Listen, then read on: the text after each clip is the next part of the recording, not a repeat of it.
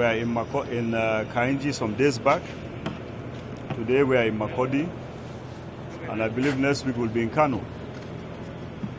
That clearly indicates the seriousness with which the system is working to ensure that we get back some of the grounded aircraft into flying status again.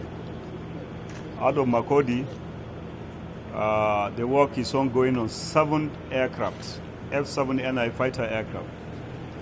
5 are going to be created, like you have seen probably, they have started creating.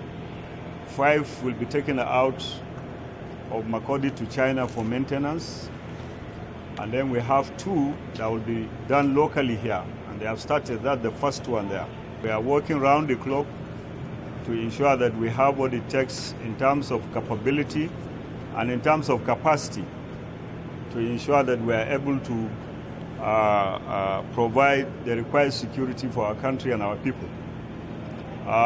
Just this morning, we also received information on the unmanned combat aerial vehicle meant for Nigeria. It's likely to leave today from China to Nigeria.